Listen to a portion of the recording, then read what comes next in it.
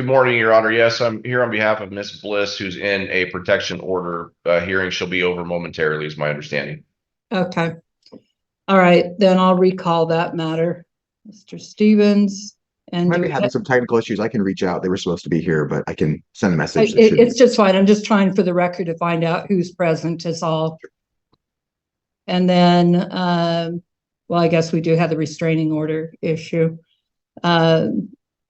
And then Melissa Young Metter or is it Metter or Meter? It's Meter. Okay. Meter, You're Judge. welcome She's to sit present at the in the table if courthouse. you like. She is. She's present. Do I sit here? You can, if you like. She is present here in the courtroom. And we're still trying to navigate the hybrid Zoom versus in-person stuff. I was planning on being there today, but learned that I didn't think my client was going to be. So we ended up on different spectrums there. But Melissa, can you hear me okay? I can hear you. Let's go ahead and proceed. And thank you, Your Honor. Here are my client's various motions. Today, I do represent Melissa Young Meter in this case, and I think this is one where we could have a almost half-day hearing on the information before you. It is quite overwhelming. It's extremely concerning, and frankly, I don't recall many cases, thankfully, like this in the past that rise to this type of level of concern related to the emotional struggles that a parent is intentionally putting on a young 13-year-old child. I'm going to go through the high notes of this quickly because there is so much information. I trust the court was able to review the medical information from Kaiser as well as Cartini, as well as the various text communications, the social media posts, most importantly, this contract that Mr. Stevens decided it appropriate to have his 13-year-old son witnessed by his 17-year-old son, Nathan. There's a lot of information. And again, I think the overriding concern right now is of the safety and well-being of these two kids. And in our opinion, in our estimation, Nathan, the 17-year-old, is struggling just as bad, although in very different ways than his 13-year-old brother, Liam, is. So, Your Honor, I'm sorry, Mr. Zandy, Your Honor. My client's still in the waiting room. Is it possible to? He is not in my waiting room. I don't know what waiting room he is Okay. in, but he is not in my waiting room. Okay, I apologize for interrupting. I'm just a little concerned and he's trying to access. So I wanted to be able to be here for the argument. I'm sorry. I just wanted to put the court on notice for that because I'm a little scrambling here and not sure how to proceed. Well, I've got another matter. Everybody has something else this morning, bottom line. So Okay. At this point, I don't have anything ready to go. I have your client that is I don't know what he's trying to log into. So I don't mind waiting. We only have the three, but they're long matters this morning. So I'll pause for a minute. Mr. Zandy, I'll come back. I appreciate that. And I'm sorry for the interruption. All right. So before we get restarted again here, I wanted understood that I did review everything that was I spent a lot of time yesterday reviewing everything. I'm aware of the issues. So Mr. Zandy, if you can go ahead and start over essentially. Yeah, and I'll keep it brief in regards to that. My client is before the court today asking for essentially three forms of relief. Number one is on the restraining order piece as it pertains to these two kids. There's a 2014 Clark County divorce matter in which my client was awarded an 80-year restraining order protecting herself from the antics of Mr. Stevens. In addition to that was the parenting plan that was entered. That's the second form of relief we're asking for today, and that's essentially that be modified pursuant to the stipulations contained in our proposed restraining order, which eliminates his contact with both boys. And I think certainly the circumstances of this case warrant that. I probably warranted that a couple of years ago, but we are now in a critical area and level of concern given where we're at with Liam, the 13-year-old, and Nathan, the 17-year-old. Third of all to that, we're also asking for finding of adequate cause to modify that parenting plan, appoint a guardian ad litem, because this certainly needs to have a closer look taken given the significant issues we have.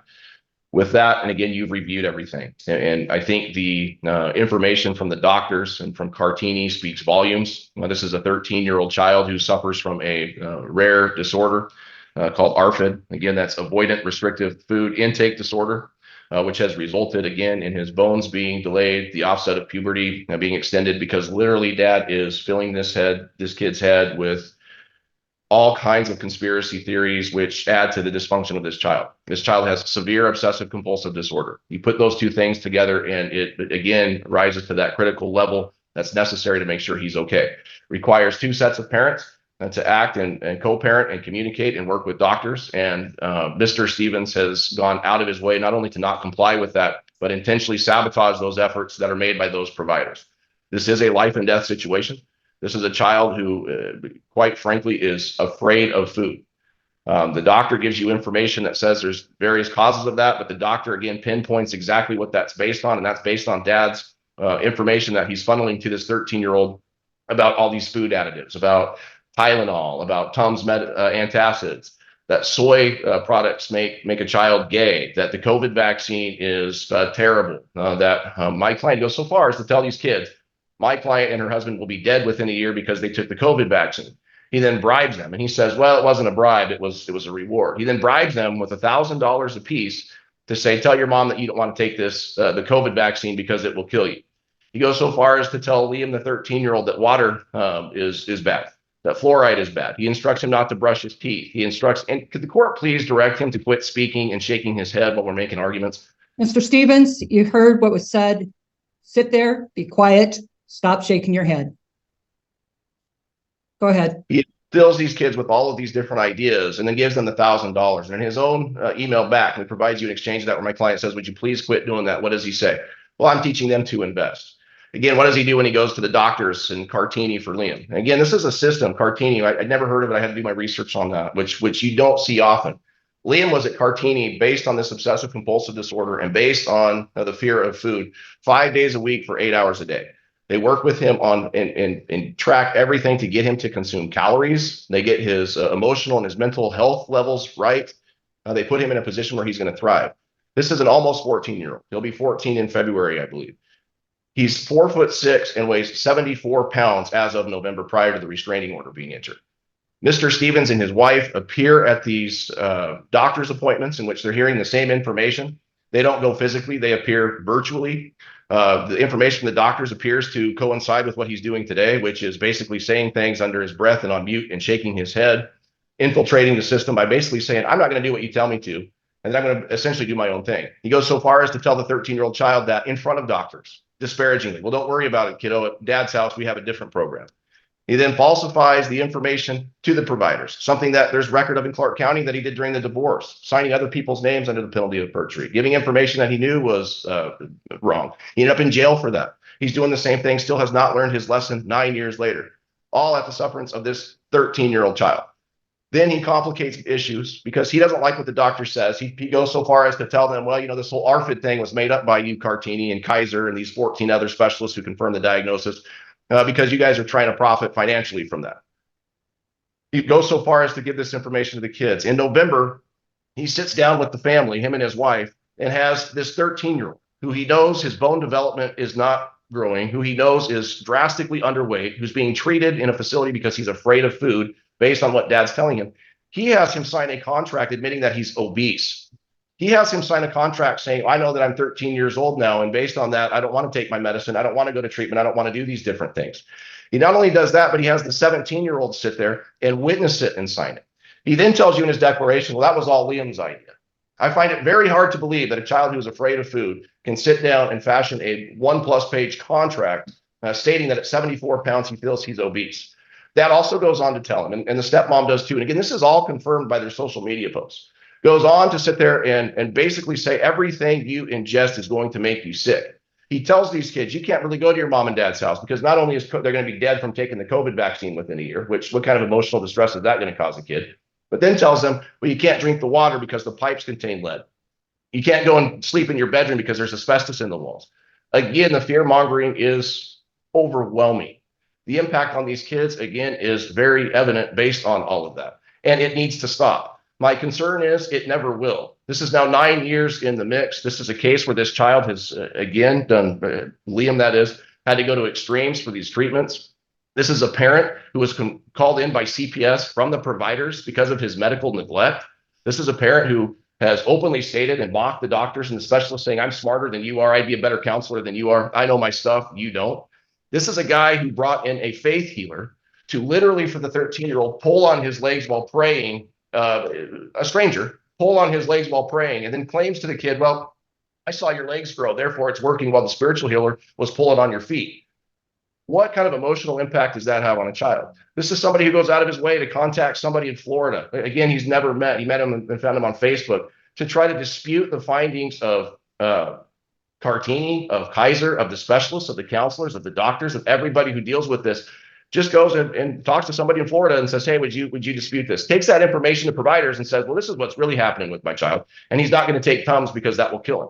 And then parlays that information to the 13-year-old, saying essentially everything you eat, whether that's bread with the wheat, whether that's soy because that's going to make you gay, whether that's Tylenol because that will kill you. All these government conspiracies, takes that to the kid who has, again, doctor's words, severe OCD and suffers from this body image condition, calls him fat and routinely tells him he's obese and says, and by the way, you can't be treated because you've got worms from going to your mom's house. What does that do to a child? That's Liam, the 13-year-old. Let's fast forward to the 17-year-old. What does he do with Nathan? Again, Nathan is not immune to his dad's antics either. Nathan is a child who has been hospitalized and in counseling. He has issues with authority. This is a child who had suicidal ideations at one point, a child who was in treatment in multiple places for these mental health issues. And what does dad tell him? Dad tells him, you don't need to listen to mom. Your mom doesn't know what she's doing. Go into your mom's room and record her so that we can use evidence against her. You should tell your mom that you get the child support because that's what I paid for. Your mom only wants you because you're a paycheck. This is what he's telling the 17-year-old. What happens in October? Just around the same time that Mr. Stevens has the brilliant idea to enter into a contract with his 13-year-old, he informs the 17-year-old, you know what, you can essentially act however you want to at mom's house and I'll support that. 17-year-old, my client details for you this incident. Starts having extremely foul language with her and her husband over something completely insignificant. They tell him to calm down, to not do that. It escalates. The 17-year-old then notifies dad. And what does dad do? Dad, instead of throwing water on the fire, decides he's going to throw gasoline on the fire. He says, call the police. You can hit Russ. You can do whatever it is you want to do because that's not right. Same guy who's telling the kid to act up throughout his years and that he should be entitled to the child support is now again promulgating more concerns and more chaos. And that's what it is. It amounts to nothing less than chaos. 17-year-old, again, comes back. And this is absolutely beyond me. I think kind of details for you the level of what we're dealing with here. The stepfather, Russ, last name Meter. There's a football player, I believe, for the Cleveland Browns or someplace in the Midwest who has the same last name. The Meter family thought that would be great to get all the family members a jersey. Children were included in that because they didn't want to leave them out. It was Christmas time a year or two ago or something of that nature. Buy them a football jersey. What does Mr. Stevens do? Mr. Stevens thinks it's appropriate, and there's really no response to this in his pleadings. Sends Russ a voice message saying, hey, Russ, I'd like you to call me back. My boys are Stevens. You better keep any, pardon my language, bullshit Meter off my boys, okay? You and I are going to have a problem, bro, okay? I'm going to put a restraining order on you. You hear me? These are my boys. He goes on and on and on. I don't want no Meter bullshit on them. They're Stevens. He repeats himself. I will kick your white ass. You don't be messing with me, okay? He continues to go on. I'm being very serious. Call me, white boy. This is the type of communications we're having from him. We have the email that we provided you about the whole COVID thing, in which the wife says, what does she respond to? What does Mr. Stevens respond to? Says, well, you know, it was a choice. It was a reward. It wasn't a bribe. It was a reward for them to make the right decision on the COVID situation. This is back when Liam was 11 or 12 years old and Nathan was 15. Not appropriate to sit there and be rewarding the kids based on that type of information. We've got, again, they're tying COVID masks, which I don't think anybody liked wearing those things. I certainly did not either. They're tying the COVID mask. That was the reality a few years ago, unfortunately. They're tying the COVID mask to a satanic ritual and cult in which that's the mark of the beast, which is going to start Armageddon.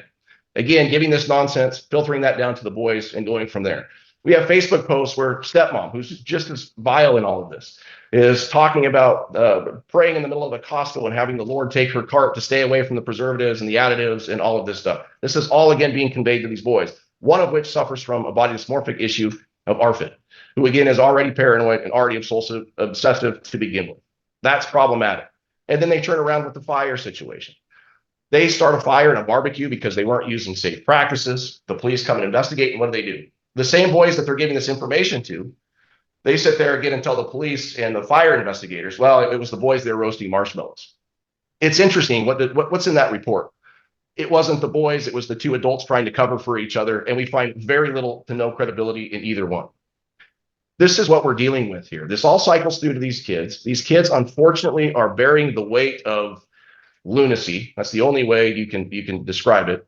It's unrealistic. It's far-fetched, and it's not the reality. And unfortunately, you're seeing a 13-year-old who has literally been affected to the point of life and death of this. And we've given you the information from the doctors because dad and stepmom continue to do the same thing they've been doing for the better part of 10 years.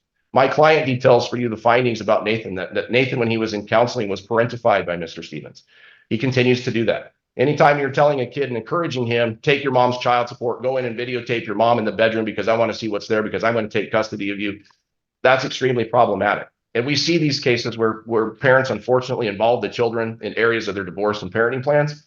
I have never seen anything remotely close to this level of toxic behaviors and toxic involvement that Mr. Stevens thinks is just readily appropriate, despite the issues. There is a CPS investigation. Again, we've got confirmation from that in the medical records in which they've called it in for medical neglect on his behalf. We have these issues. I'm glad to report, it's in my client's reply declaration, that since the initial restraining order was entered back in late November, Liam is doing very well. He's gained 4 or 5 pounds. He's gone from eating about 30 to 60% of his meals to 80 to 100% of his meals. He feels better. We don't see those obsessive compulsive type of tics that we did before. And we don't see the extreme levels of anxiety of having to go to dad's house where he's sleeping on a bed or a cot or a futon next to mom and stepdad's bed. We don't have that. Cartini is on the verge of releasing him because he's doing so well. And this has gone smoothly since November. I think it's clear to connect the dots on this. It's clear to see what's going on. And we need to go no further than Mr. Stevens' own decisions, again, against the doctors who appear, by my take on this, to be absolutely astonished. That contract he has his 13-year-old sign and witnessed by the 17-year-old brother Nathan and the stepmom saying, I know I'm almost 14 years old, but I'm considered to be obese. You don't do that to anybody. You don't do that knowingly to a drug addict, putting somebody who's recovering, putting a substance in front of them. And he's doing this with his own 13-year-old child, basically promulgating the fear of making this child, again, even more concerned with consuming food or water. Kid didn't brush his teeth for a week because dad said the fluoride in toothpaste is going to kill you. Kid didn't bathe because the water was toxic. That was going to kill you. Everything's going to kill you unless you just basically subscribe to my conspiracy theories, which are so far out in left field, they're on a different planet. That's the situation. I think certainly there's adequate cause. I think that's very easy. Certainly there's grounds to modify that parenting plan. And I think there's certainly grounds to grant the restraining order because this guy is toxic to his kids. He needs a mental health evaluation. We would like input. We would like to provide him everything that's been filed up until this point. He needs to take a parenting class, and that seems like just the tip of the iceberg to what he needs. He needs to undergo some kind of counseling. He needs to comply with treatment because I find it very difficult to believe anybody is going to sit back who is a professional. And again, in Mr. Stevens' eyes, there's only one professional in the room, and that's him, that would diagnose him, and he's actually going to comply and follow through with treatment. That's where we're at. These are extreme times. These kids deserve to be healthy, emotionally and physically. And for the past 9 years plus, Mr. Stevenson has shown absolutely zero ability or effort to comply with that or consider what the best needs of his child are over, again, putting his interests and his conspiracy theories as number one. Oh, and finally, we're also asking for a contribution, attorney's fees and costs. Anybody who can pay their kids $1,000 a piece as a reward for making a difficult decision can certainly pay towards the fees and costs that my client has incurred having to bring this lunacy to the court's attention. Roberts. Thank you, Your Honor. There's a lot to respond to, and I will try to be thorough and as brief as I can, but I need to speak to quite a few issues here. Suffice to say that a lot of the information that Mr. Zandi has provided is solely from mother. There's some medical issues that I'm going to discuss, but a lot of these issues are peppering around the edges are solely corroborated by mother and mother alone and nothing additional. And I ask the court to take that with an extreme bit of caution, especially given the circumstances and the motivation for mother to exaggerate since she has this restraining order. It's clear that Mr. Stevens is a father who cares deeply about his children. It's important to understand that we got to this point with the medical issues because early in 2023, mother excluded father from decision making, which was in violation of the parenting plan. She sent the child to Cartini, and father didn't know there were other options. He complied with the first round of treatment at Cartini. Everyone agrees that Cartini failed the first round. This was in the spring of summer of 2023, and father was compliant.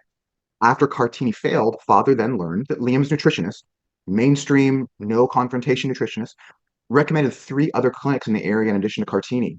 Interestingly, it turns out that Cartini was unique in the only approach, the only clinic that dealt with both tubal feeding, which ended up causing Liam significant anxiety around feeding because feeding was done through a tube.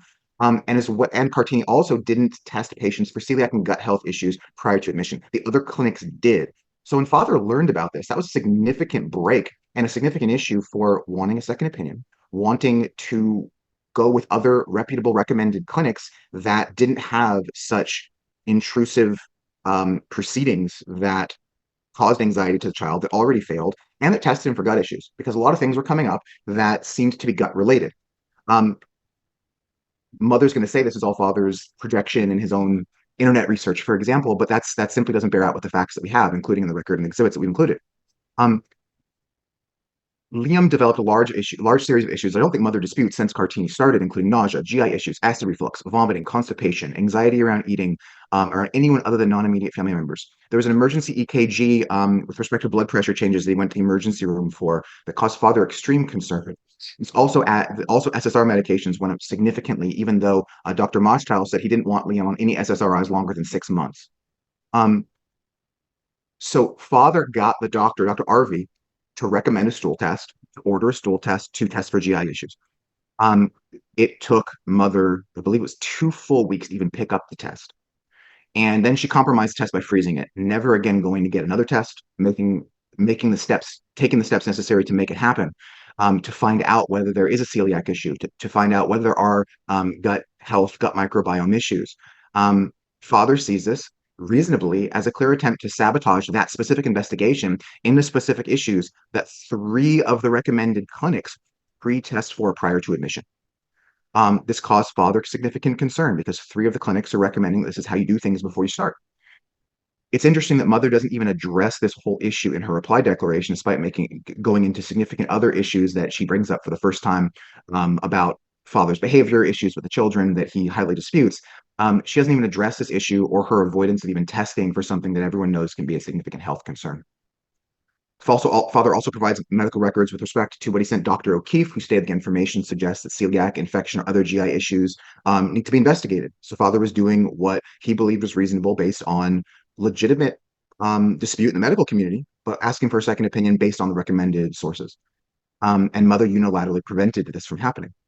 Mother at the same time is pressed for increases to Liam's SSRI medications. Interesting, Dr. Moschtel's notes to Dr. Rao that we provided communicate a concern that SSRIs may contribute to his GI issues. Dr. Moschtel is also a doctor that did not want Liam on SSRIs for longer than 6 months due to the potential for long-term effects. However, Liam has now been on SSRIs for, I believe it's going on 10 months, and his SSRIs have increased by Dr. Rao, but not Dr. Moschtel. Mother also makes several misstatements to create a false narrative. She misstates in her initial declaration what CPS said, claiming that CPS mentioned it was the worst case of neglect they had seen. Father disproves this by providing text with the CPS investigator on the case, showing that they're not aware of anyone in their entire office communicating this to mother, despite her declaring this in her initial declaration for the restraining order. Mother creates a false story about Nathan in conflict with Russ. There's a lot here, and I know it's not central to Liam, but it is central to credibility here.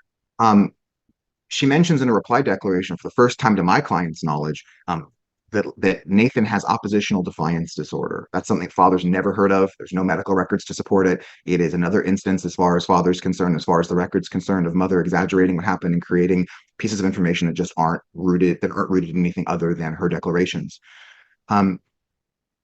Father was compliant with all. Before I move on, excuse me. With respect to the issue with Nathan, there's been significant issues over the years with Nathan and the parents. Nathan walked in on the parents having sex years ago before they were even married, went to my client's house crying in the middle of the night because he didn't want to go back because of the concern that he encountered. Additionally, my client has told Nathan nothing other than, if you have an issue with Russ and he's being aggressive and abusive, which has been repeated to my client through Nathan throughout the relationship, go outside, call me for help. Do not initiate anything with him.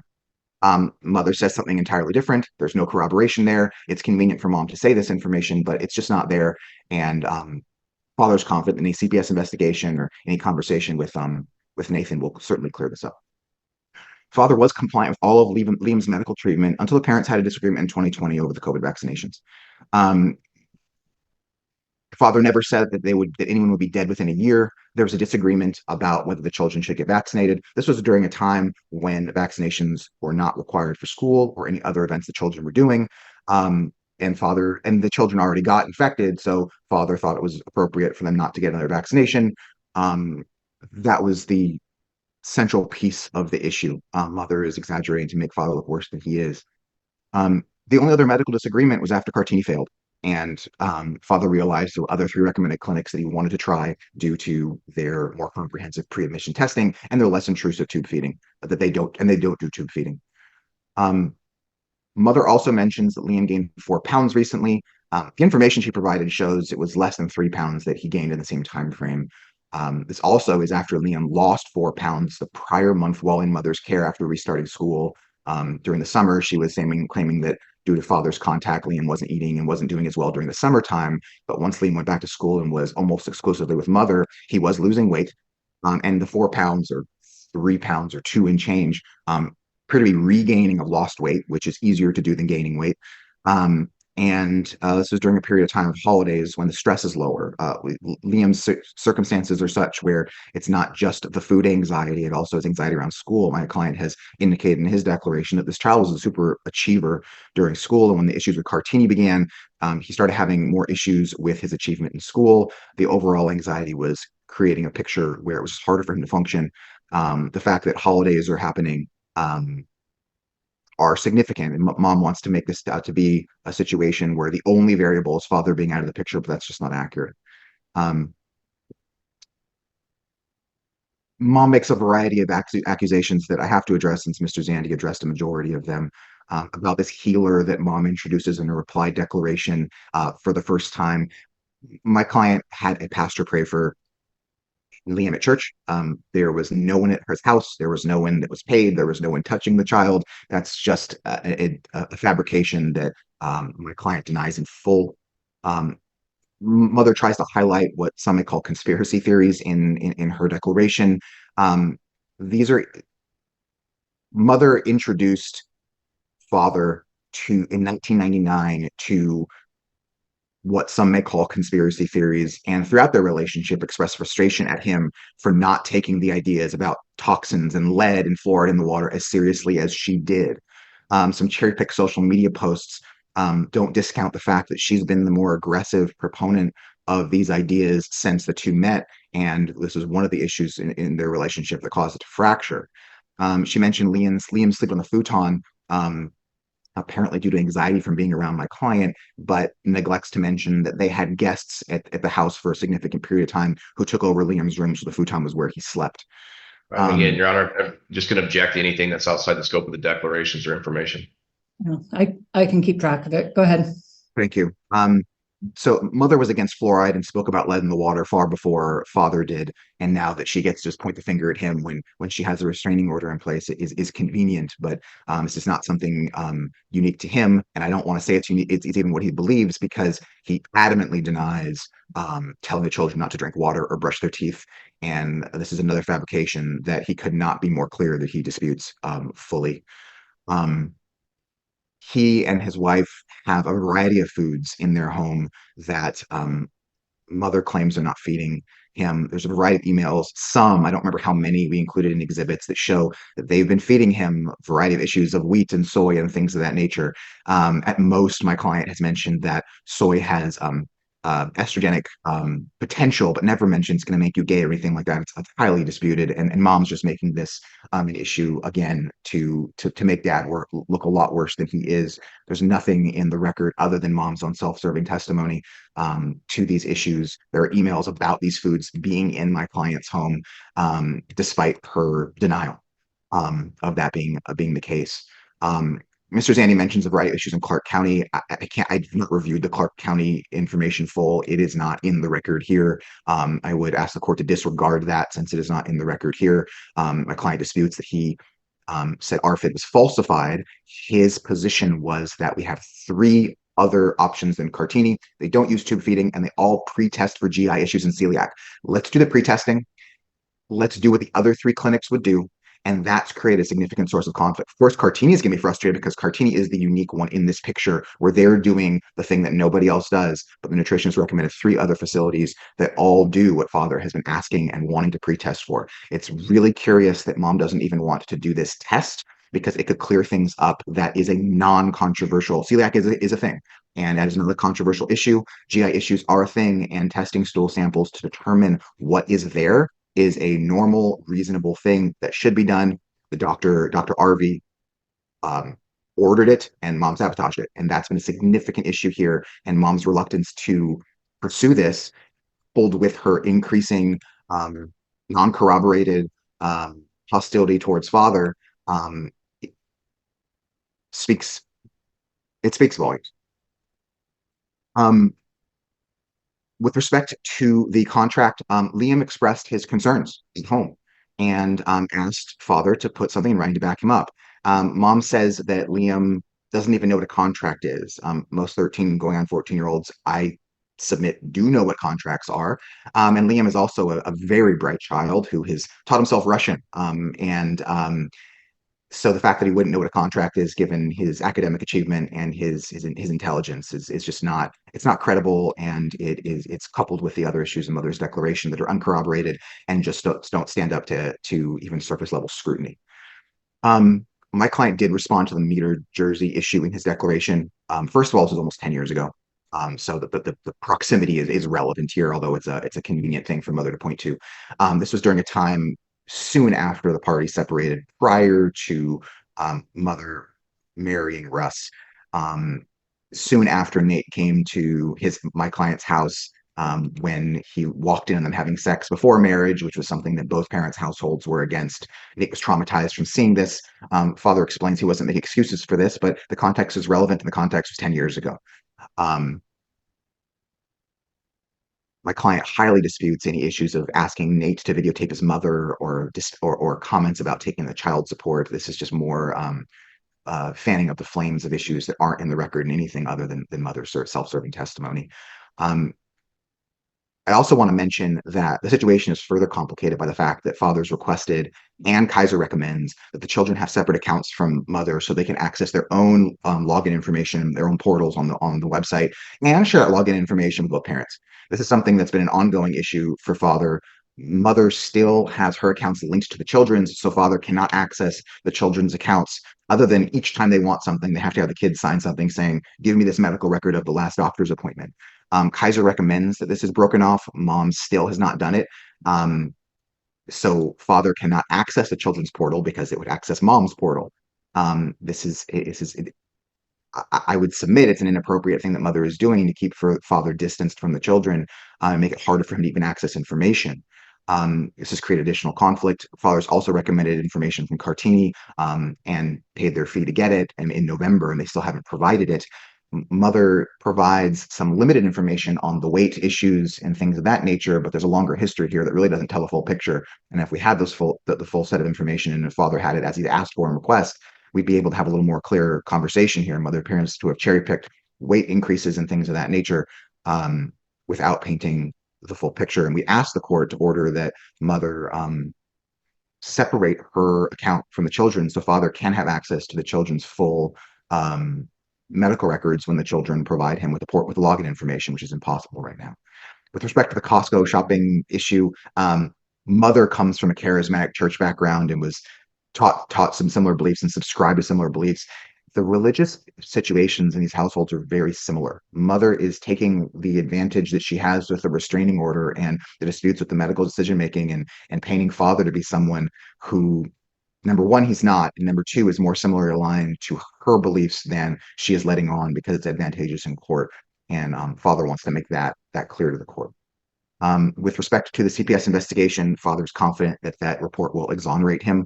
especially since there's already a text showing that mother's exaggerated what has happened in that process. With respect to a G.A.L, father simply can't afford this at this point. He'd ask that not happen at this point. We can see the results of CPS investigation. If the G.A.L is going to be ordered, he asks that mother pay all or a majority of that. It is simply not reasonable for him to have no contact with Liam.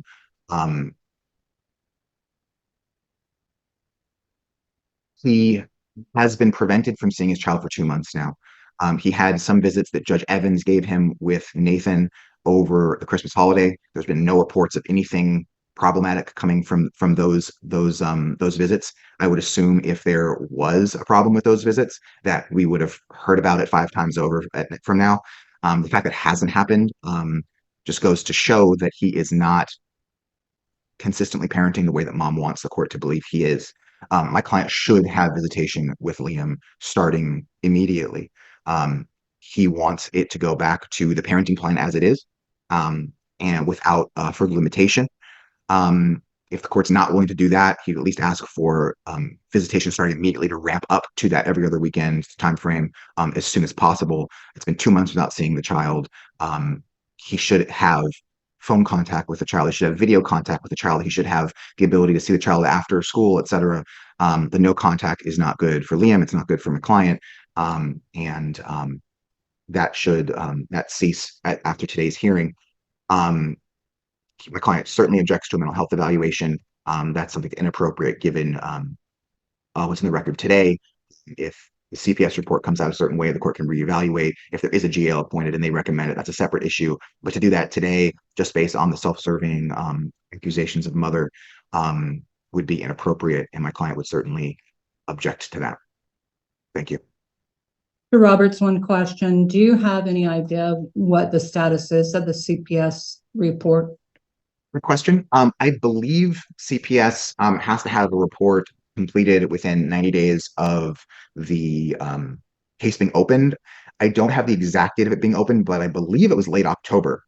Mr. Zandig and any Ms. Mader Young can chime in, but if we're looking at late October, because the call was, I think, made on October 23rd, 90 days from October 23rd-ish is about 3 weeks from now.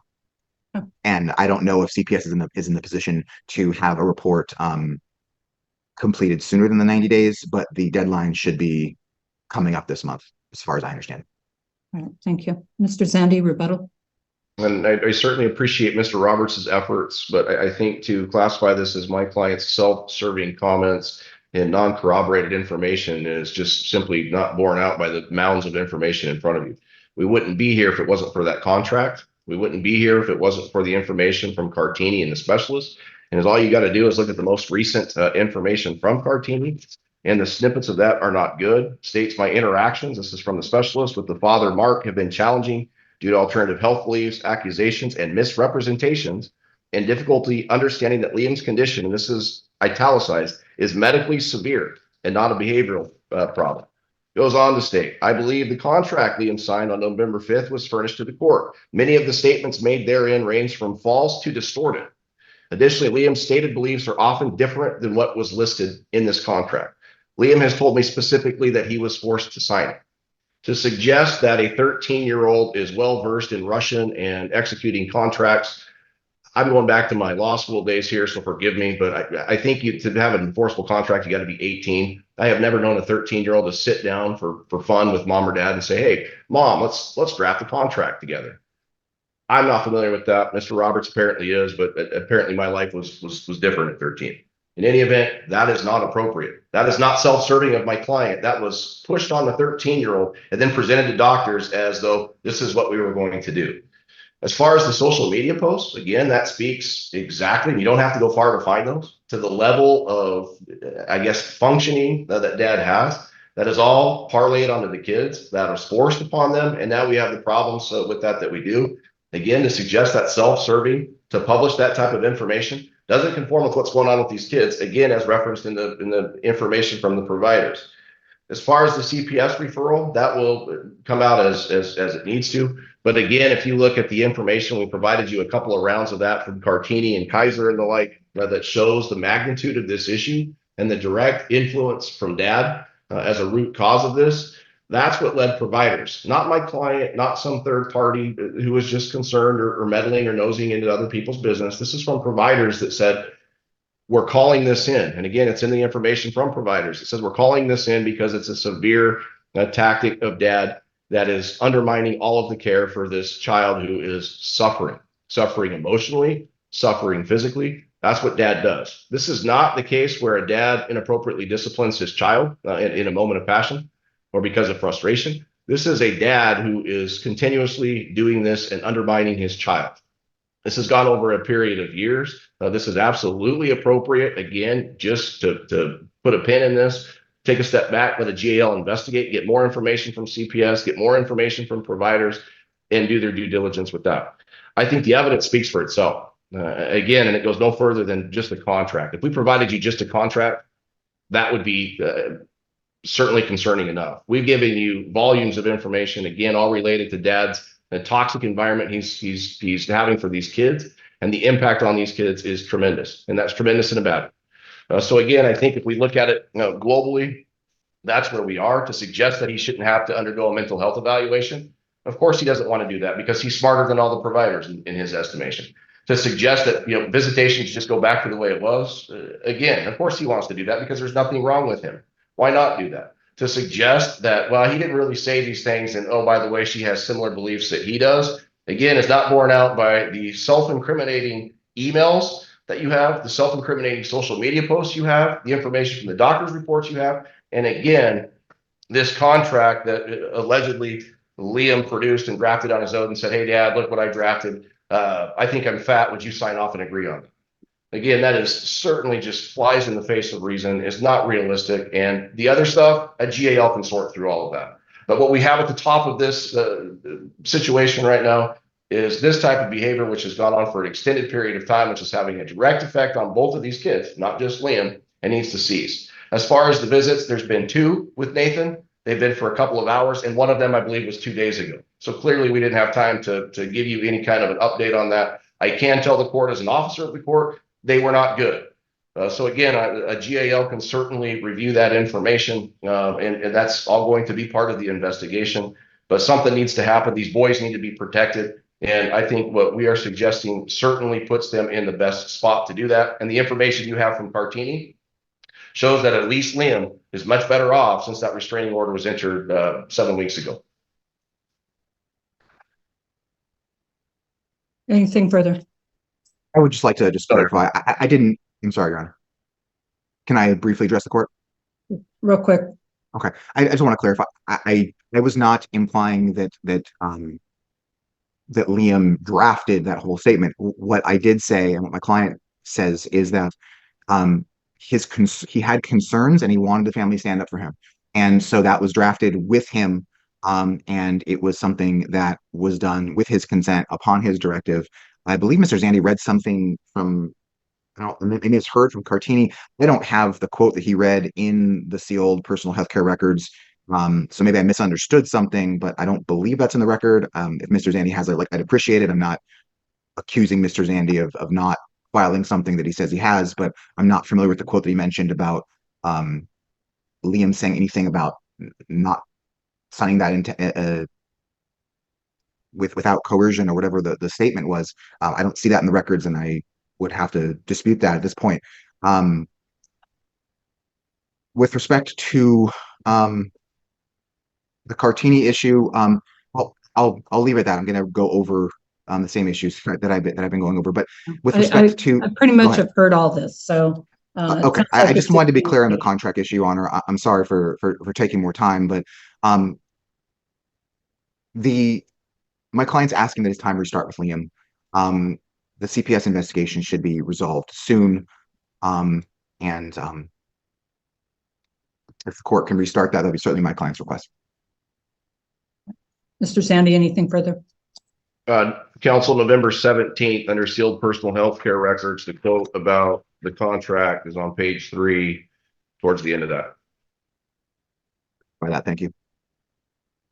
All right. In regard to this matter, as I said, I did review the files and record, and the issue first off is adequate cause. the court has no doubt and question that there is adequate cause here to proceed forward. The appropriate showing was made, and the court does find the adequate cause standard has been met.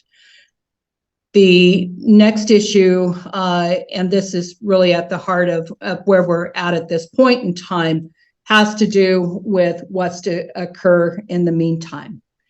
And the court has significant concerns in regard to the mother. The main issue that the court has to do with the decision making. That's been at least what has been indicated, that at least in part had to do with a decision as to where the child was going to be going for medical services. That's of concern. Anytime when an order says decision making is to be joint and that's not followed, that's the court obviously doesn't like it when a court order is not followed. That said, ultimately, this is not about mom. This is not about dad. This is about a child that is very ill, extremely ill, and that needs the medical care that is necessary and is appropriate. That to look at how that is going to occur, as Mr. Zandy said, this is a life and death matter. This is not just a cold, and this is not about the COVID shot. This is not about the faith that a person may have. This is about a child that currently is in such a significant and serious medical condition, and how to best address that and go forward. When looking at what has been presented, again, how this got started as it relates to where the child was being treated, the court has some concerns. But ultimately, the court always has and will have substantial concern for the egregious behavior when you involve a child in the middle of any kind of decision making. It's not appropriate. I don't care if that child said, I want you to do this. You speak to that child and say, this needs to be between me and your mother, something. But having a contract written out and then have that witnessed by another child, and that is still a child, is extremely inappropriate. When I look at the allegations and the statements that have been made and weighing the allegations and statements, I'm looking at, in particular, that primarily the egregious behavior that I'm seeing falls on dad. It is not appropriate. You have a seriously sick child, and to go about it in the fashion that it has is totally unacceptable. With that in mind, first off, I am going to appoint a guardian ad litem. This is a very involved case.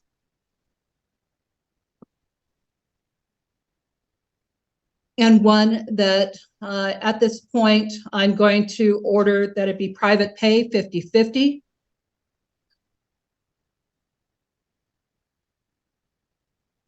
And I've debated about ordering up front the mental health or the psychological evaluation with a parental risk component, but I think I'll wait and have the guardian ad litem make that decision as to make the recommendations as to what would be appropriate.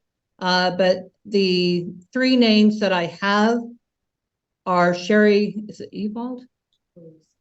Sherry Ewald, Amy Turnbull, Beth Fellows. So, Mr. Zandy, do you strike any of those? I'll strike Miss Turnbull. Okay. Mr. Roberts, do you strike any of those? And I have time to discuss with my client and get back to you before we make that decision. Well, I need to know who you think you want to strike. I understand that, and I'd like to, I'm just asking if we can, sorry, go ahead. My one question, was Beth Fellows involved in this before? Was there anybody involved in this before? No, I don't believe so. This is new to Okay. Cowlitz County, so that any GAL appointments would have happened down in Columbia. Okay, all right. Mr. Roberts, can I put you in a breakout room real quick to make that decision? I want to get this moving forward.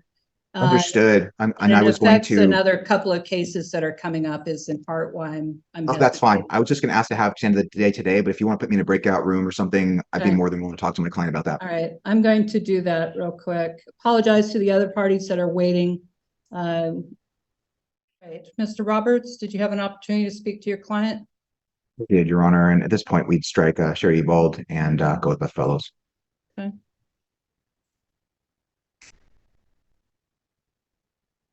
All right, so Beth Fellows will be appointed as the guardian ad litem again for now 50-50.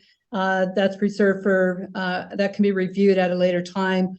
I'm not real familiar with how things are financially. So we happen to have Beth Fellows online here.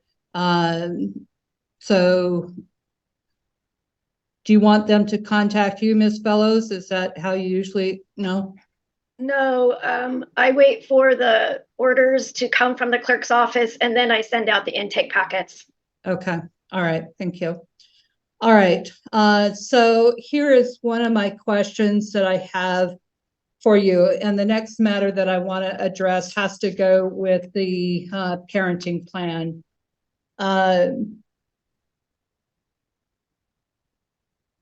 In regard to the parenting plan itself, I'm just going to go through what Mr. Zandy had proposed. In regard to paragraph 3, at least for now, on the neglect, that can remain. The child abuse is reserved. B, the neglect can remain. The emotional or physical problem reserved. Abusive use of conflict will remain. And what I want to do at this time, Ms. Fellows, is I don't know if you were able to listen to what had been argued, but we have 2 children, Liam being one, and then Nathan, the other, the older. And Nathan has had some contact, whereas Liam has not. So what I want to do, at least for now, is have Nathan have just 2 hours of contact on Mr. Roberts. I'm just looking for a couple of hours via Zoom, or not via Zoom, excuse me, on a Sunday afternoon, like say the 1st and 3rd Sundays of the month. So 1 to 3 is what I was thinking. And this is just until we can get Ms. Fellows on board and make a recommendation. So as to. What I would just say is that I'm not sure the court's aware of what happened at the last hearing, but my client was given 5 hours once a week, both on Christmas Day and I believe they ended up doing on New Year's Eve. So I would like to keep that amount of time and regularity and not dial down the amount of time that was previously ordered without additional findings. So if the court, my request would be to have 5-hour block of time on a weekend day every week until Ms. Fellows can chime in to see if that should be adjusted, since that's already been the status quo as of a couple of weeks ago. Mr. Zandy? There really hasn't been a status quo. I mean, we're talking about 2 visits, and that was just a bridge to get us to today's hearing. Again, I think the longer we have dad exposed to either child, again, is problematic. Would also inform the court that Nathan is involved in extracurricular activities, normal 17-year-old. And as you know from the pleadings, dad has always been resistant to let him attend those extracurricular activities via sports and the like. So I think the 2 hours is appropriate. Rather than putting a firm time on that, maybe we set a review. Mr. Roberts and I can kind of arrange that so Nathan can participate in his sports and such, and we can still have the contacts, that we're not locked in. Maybe at presentation, we can come back and figure out what those specific times are. But yeah, frankly, I'm even concerned about the 2 hours. I think any time dad has is going to be subject to more theories being pushed down these kids, as Nathan in this case being forced on him, and I think that's highly problematic. I understand. I have 2 more cases I need to get to. I need to keep moving here. I am limiting it to 2 hours based on what I've already talked about. And again, looking at involving the children, looking at the behavior of the father, and I was looking at not having any contact. So, but I think with Nathan being at the age that he is, that a couple hours, and that 5 hours time was over the holidays, so that's not unusual to have additional time. So I'm not looking at that as being the standard that's going to be set. So I was looking at the first, third, and what I didn't finish was the alternating fifth for now, until I get something back from Ms. Fellows after she can talk to the children and have a conversation and get some independent input as to where they stand. In regard to the CPS investigation, I'm not putting a lot of weight on that at this point until I see what they even come back at. Sometimes they do one word and that's all you get out of an investigation. So I'm not looking at that as being some great big report that's going to tell me lots of information. So at this point, that's what I'm looking at in regard to Nathan. First, third, and alternating fifth. I'll let the attorneys set the time. If not, it'll be from 1 to 3 on Sundays. In regard to Liam, at this point, there will be no contact. Your Honor, with respect to Nathan and Liam separately, with respect to Nathan, first of all, will the court consider it to be weekly? Secondly, would the court consider additional phone and or video and or email contact so father's not unable to contact for 2 weeks at a time? So at this point, I'm going with what I'm looking at. I'm hoping that Ms. Fellows can do just a quick turnaround in a short amount of time. We're probably talking about a month is what I'm looking at to get this back in and get some, like I said, independent look at this. And after talking to the children, get some independent information. So this is just for until probably about 30 days out is what I'm hoping, Ms. Fellows. Okay. Just to get some conversation with them and see where they're at so I can really figure out how they're truly feeling. Okay. And 2 more issues, attorney's fees and costs, and a presentation date in 2 weeks. So in regard to the rest of the parenting plan decision-making at this point will be with the mother. So essentially I'm adopting the rest of the parenting plan. Again, this is to get us through until I get something from Beth Fellows. In regard to the restraining order, it essentially needs to reflect what I just ordered in relation to the parenting plan.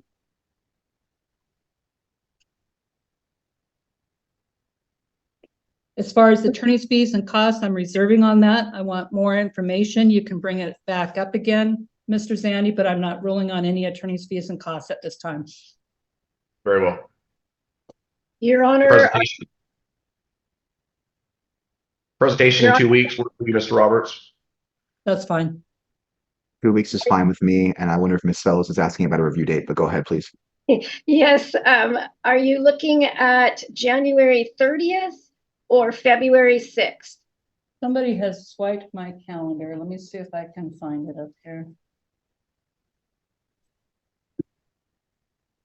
Okay. If we do February 6th, that would give me 30 days to do an initial really tight turnaround and then be able to get something out via either a written report or an email to all the parties. Okay, that would be good. Let's make it February 6th. It comes on for Thank you, a Your few Honor. different things. And I didn't see any responsive documents from you. Were you intending to file anything? Honor, I had 3 days when I was served right before the holidays. I worked nights. I haven't got to be able to file anything at this time. Okay, so are you asking to file things or what are you asking for? Well, I have talked to her, Abby, about this, and I was under the standing that she had talked to her lawyer and we had agreement. Okay, let me ask Ms. Bliss, what's your position at this point?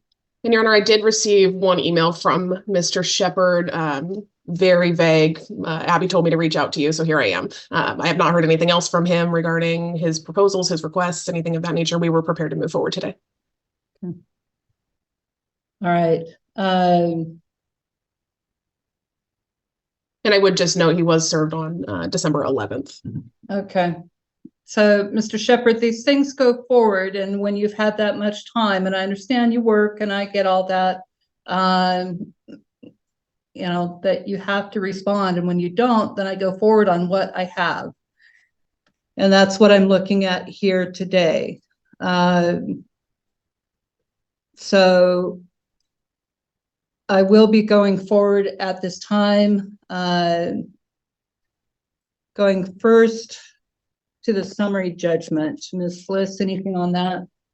And Your Honor, I think my pleadings speak for themselves. This was just a clerical issue. When Brody was born, everybody acknowledges the fact that Mr. Shepherd is Brody's biological father. So we are asking for the summary judgment order to be entered as it's been prepared. If you look specifically at page 2, I have left the issues of child support and parenting plan open for Your Honor's ruling today. So there are some blank spaces next to those provisions for Your Honor's check marks. All right, so Mr. Roberts, I understand that you, I'm sorry, I keep seeing Robert, and I keep calling you Mr. Roberts. You're Mr. Shepherd, I apologize. Mr. Shepherd, the summary judgment is it's essentially saying that you're the father, and then it talks about child support and the parenting plan. So it's my intent to go ahead and sign off on this order, which ultimately determines that you are the father of this minor child. Okay, you understand that? That's correct. Okay. And for your signature, I'm just putting appeared via Zoom. Ms. Bliss, any objections to that? No, Your Honor. Let's go ahead and address the child support and the parenting plan. Let's start with the parenting plan. Okay. So what I'm looking to sign, Mr. Shepherd, is the parenting plan, and it has you seeing the child on the weekends every other week from Saturday at 10 a.m. to 4 p.m. Okay. Okay. And then there are holidays. There's a lot more to it, but that's what I'm going to be signing off on today. And this is a temporary parenting plan. And how long does a temporary go into effect? Until a final one is put into place. I understand. Thank you, Your Honor. All right, so I've signed off on the parenting plan, adopting that. And then again, put appeared via Zoom and the date 1/2/2024. On the child support, I don't have much in the way of financial information. It's showing your income as a gross of $4,804.20 and a net of $3,826.35. I'm adopting that here today. Again, these are in relation to temporary child support. Again, those go as long as until final ones are put into place. So signing off on the temporary family law order, which adopts those documents. And Your Honor, I wasn't sure if you were inclined to appoint a guardian ad litem today. I wasn't necessarily anticipating one be appointed given Mr. Shepherd's lack of response. If you're not appointing one, I would just ask you to strike the provision at line 11 of that temporary order that says that one would be appointed. Okay. I'm not inclined to today. It doesn't stop anyone from coming back and making that request. But at this point, I really don't have enough information to go forward. So I am striking. I missed that. Thank you. It does restrict, Mr. Shepherd, that you're not to take the children out of Washington State at this time. Again, these are temporary. I understand, Your Honor. All right, so temporary family law order. I did mark these in the summary judgment, just so you know as well. Thank you, Judge. On the temporary family law order, I did strike the information or the language regarding the guardian item. I'm not appointing one today. Child support order, I have signed as presented, putting appeared to be assumed for Mr. Shepherd. In regard to the Washington State Child Support worksheets, adopting those, signing off on that. Parenting plan adopted as presented. And then I'm assuming, Ms. Bliss, you will provide a copy of these to Mr. Shepherd? Yes, Judge. Okay. All right. So, Mr. Shepherd, you'll get a copy of these from Ms. Bliss. If you don't get a copy, you are always welcome to come to the Cowlitz County Superior Court Clerk's office and make a request for a copy. I believe they charge you, but I don't know what that cost is at this point. On the parenting plan, I did put appear to be assumed. And then, as I said, the summary judgment I've signed marking the temporary child support order and worksheets and the temporary parenting plan as being adopted. I've signed those orders. And that is it for today.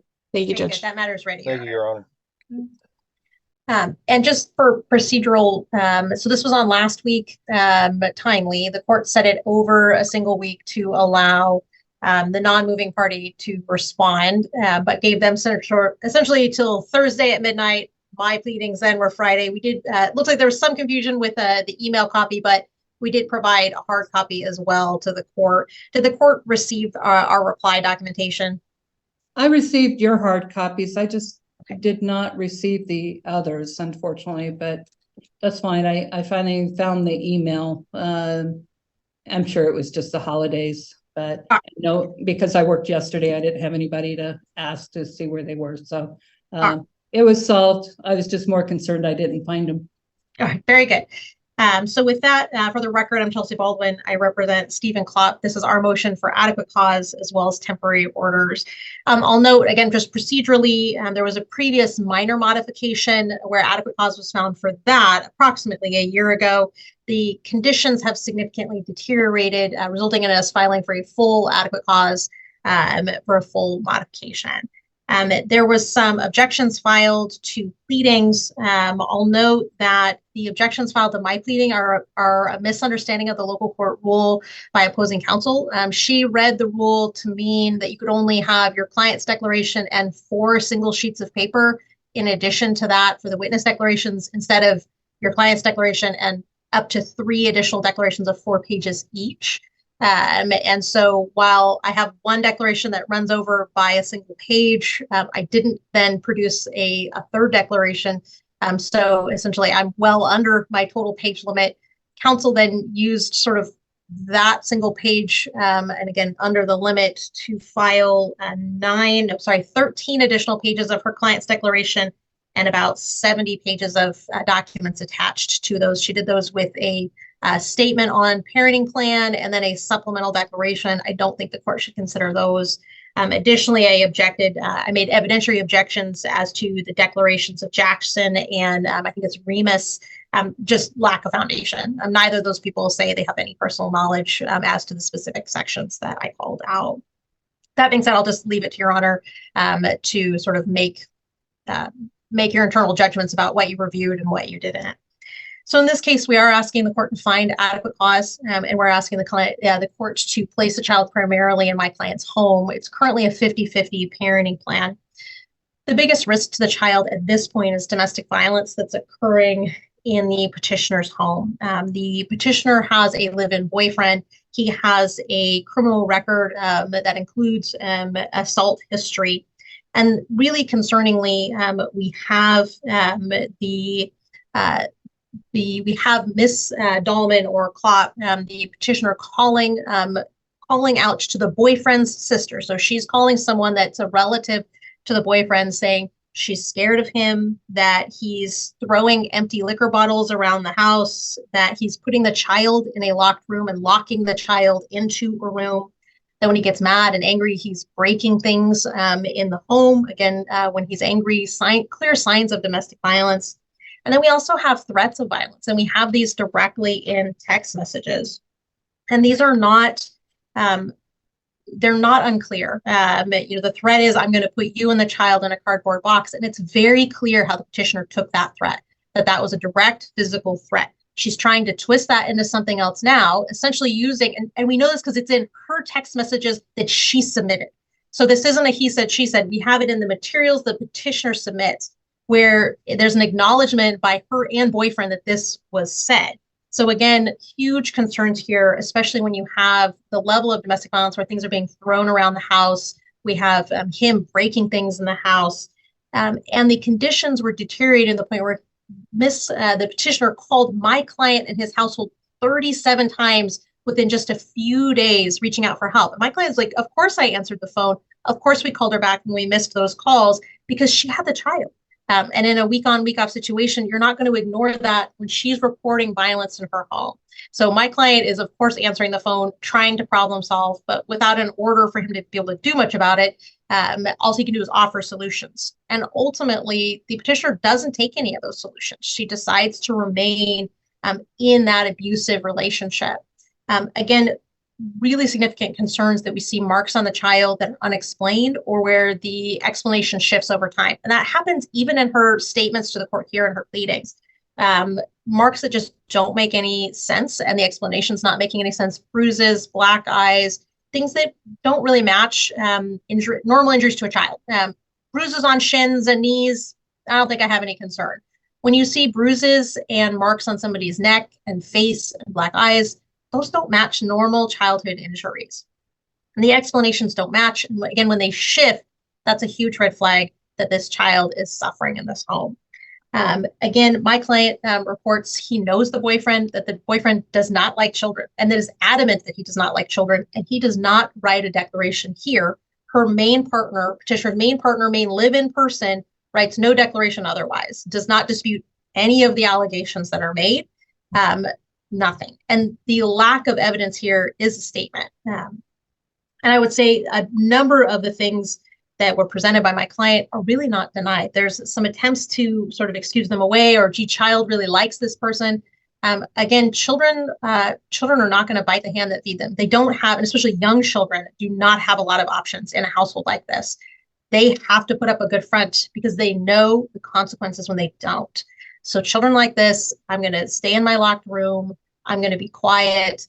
I'm going to avoid getting hurt. And so there's not a lot of choices children this age have. It's notable that in the text messages submitted by a petitioner, she states unequivocally that she told child that essentially if her and boyfriend break up, that it's child's fault. That, I wouldn't blame him if he left us. So and these are words she's telling my client, hey, I told child this. I'm blaming child, putting this full weight of my adult relationship on this grade school age child, which is incredible. And again, she admits this in the text messages she submits. So again, we have this incredibly toxic and abusive relationship, but we also have a parent that's putting that level of weight on this very young child. My client reports child having some behavioral issues, some difficulties, and that's not surprising given the environment in mom's household and the struggles that child's having there. So the very first thing we have here is a significant, very real safety threat. That's followed by evidence of really extreme imbalance on the part of the petitioner that's resulted in not one, but 2 protective orders within this last year. So we see the original protective order that was entered in March of 2023 due to the petitioner's behaviors of just harassing, stalking, repeated behaviors that just were not abated by the normal, please stop, please stay away. Couldn't get her to do that. So district court enters an order that says stay away. But that does not solve the problem, sadly. We see subsequently to that, so get an order, all of the things that my client sort of spends the majority of his declaration and his significant other's declaration happened after this March order. And those are things like entering my client's home uninvited. So just walking right in, opening the door, but going so far as to do this at night when my client and his spouse are sleeping in their bed. They wake up to her hovering over them as they slept. I can't imagine how unnerving that was for my client to wake up and here she is in their bedroom. So she made it through not one, but at least 2 doors at night. So again, these are really extreme behaviors. We have the petitioner throwing things at my client's significant other. Again, entering their home multiple times to the point of, walking. My client says we were in the backyard. She walks all the way through the whole house and enters the backyard. And, we're all of a sudden shocked to find her there. Evidence of stalking where, again, it's a week on, week off parenting plan. And she's there at the child's school when it's not her time, essentially just watching the pickup, driving by my client's place of employment repeatedly, driving by stepmom repeatedly over and over again. And these are often with child. In fact, the majority of these actions are with child in tow. These actions are so significant and so repeated and ongoing that the order gets moved to Superior Court and an additional protective order is entered. That happens in November of 2023. And not only is it a more restrictive order entered, but it's expanded in time to last longer because, again, these issues are not abated. And unfortunately, my client and the significant other report, it's still not abated. There's an order that is essentially at these exchanges, you can't come to the house anymore. We have to do them in a parking lot. Stay with your vehicle. And instead of staying with the vehicle, it's, okay, now I'm going to walk all around and kind of play this, well, so long as I'm not, within 30 feet, I can't get in trouble. But the problem is kids in tow for all of this. Child's watching all of this and all of this behavior that's really unhealthy and unhinged, that doesn't make any sense in the context of what's going on, other than for it to be a continuing level of this harassment and just creating conflict where none needs to exist. I'll note there's indications that the petitioner herself is just unstable. And that's the underlying issue, really, is an instability that's resulted in all of this behavior that's been ongoing for, at this point, more than a year. We see multiple job changes, her getting fired, her quitting in lieu of getting fired. There's a whole number of issues that sort of, my client reports some of the symptoms, but you see also some of the outflow of that in petitioners' regular daily living. So again, huge concerns there. My client also reports that the child was with him more than the scheduled time, which I think is important, that even though it was a week on, week off plan, that my client or my client's family had the child every Thursday and every Friday for an extended period of time. Mom then realized she wasn't getting, that she had the child maybe only about 40% of the time. So then said, well, I'm going to take that away and create a cost and put child in daycare instead of allowing my client to have child during his time off and for a family member to care for the child, even though that had been going on for an extended period of time. And again, what we see there is just that abusive use of conflict of, I'm going to create conflict because what I want isn't happening. There are issues with neglect. We see some issues with medical neglect. Again, child at this point, he's not the 99th percentile for weight, he's over that. So he's past the chart where the chart is going to graph him. They just don't go to 100%. It just stops at more than 99. She tries to sort of clean this up saying, hey, he's always been a stout kid. The previous record is one from about 4 or 5 years ago. It shows the child's at the 90th percentile, but that's tracking relatively close to height. But now we see that's jumped up more than 10 percentiles and child's no longer tracking.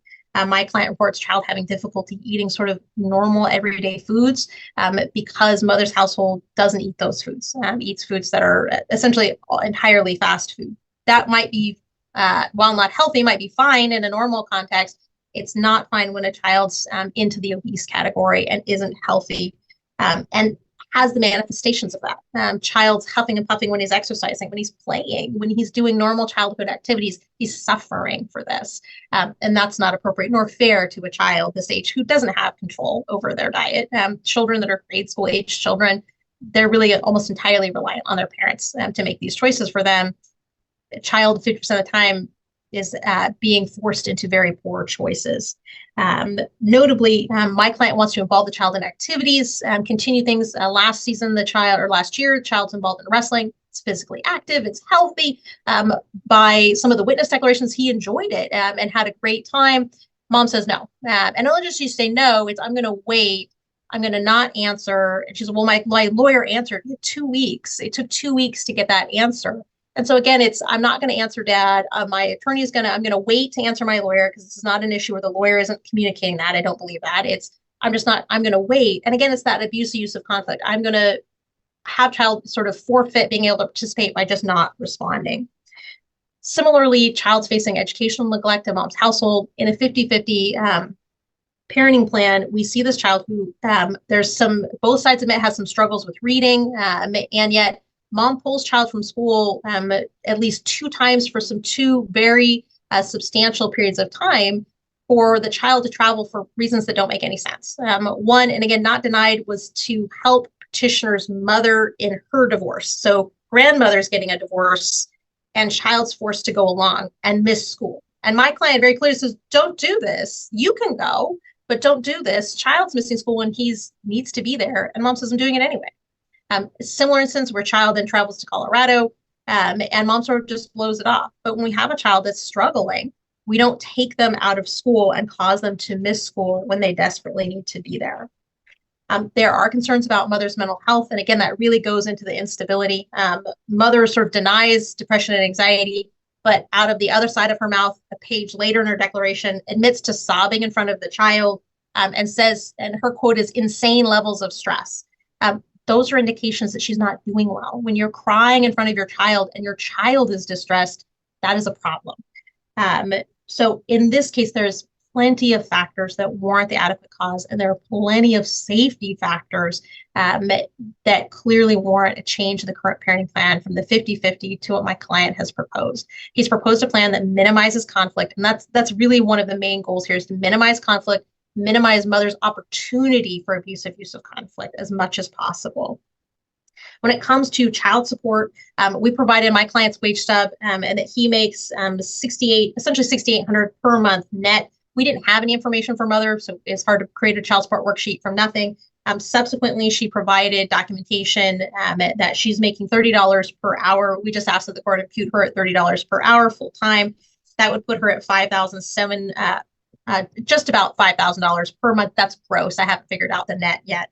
Normal taxes should be applied to that. Mother does appear to have a second job. So she's got a primary job, and then it looks like she's got a secondary job that's it looks to be sort of like a travel agent, that they're selling travel packages. That should be at an additional $500 per month, again, gross, based on what they've put her at or what they've provided in their documentation. So that would make her a total of $5,500 per month, again, gross, not net. Child support should be based on those figures. So again, at this point, we're asking the court to find adequate cause, given these facts, including so many of them essentially admitted by the petitioner.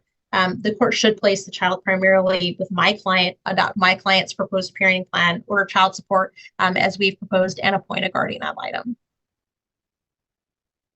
Response? Yes, Your Honor. Thank you. In regards to the objection that we filed, it is our understanding, as through various brown bags, that the local rule states 4 pages in length total for declarations, which is what we went off of. But if Your Honor is stating that it is 4 pages per the 3 declarations, we understand there is still over the limit. They went 6 pages on Brooks' declaration, so we are objecting to that, asking that it be stricken. In regards to everything that opposing counsel has brought up, I don't want to spend the court's time sort of rehashing this, but the vast majority, if not everything, has been brought up prior. All of these things about 50-50 time and all of these allegations about the boyfriend has all been brought up prior. This is all raised judicata. They're now trying to raise it again, trying to get a punch in.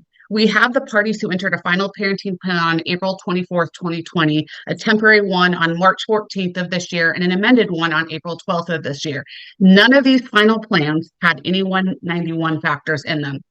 None of father's proposed parenting plans up until the current one filed in December even had a proposed 191. And with that, on father's proposed, there's no domestic violence. There is abusive use of litigation and mental health. There is no other indications such as addiction. So this DV, this addiction, all these things that they're saying, 1, it's already been adjudicated, and 2, father didn't even put it in a proposed parenting plan or raise it. If father really thought there was all of these issues, why would he sign off on a parenting plan with everything? Each of these parenting plans, no 191s and a 50-50. Nothing that they have submitted in their declaration or said today has occurred after the parenting plan of April 12th, 2023. This was all prior to this. It really at this point just appears to be gamesmanship and strategy on their point, when all my client's trying to do is do what's in the best interest of their child. She just wants a resolution. There are a bunch of allegations and sort of general statements listed in Stephen's declaration and Brooke's declaration that don't have any timeframes. They're just these general allegations. So it's really hard for my client to defend and really state when equivocally this allegedly occurred or didn't. But I think it's important to touch on some of them, especially as opposing counsel brought them up today. One of the ones is the boyfriend. The boyfriend, Mitchell, and Stephen had a long-standing friendship. The assault that was here was 10 years ago, prior to the final parenting plan that he signed off on. This was never an issue with Stephen. This was never brought up. He allowed Brody to be around Mitchell the entire time that Brody was alive. It only became an issue suddenly right now in December of 2023. We have a declaration that states it's likely that Mitchell was not the aggressor, that Mitchell had been hit before by the prior girlfriend.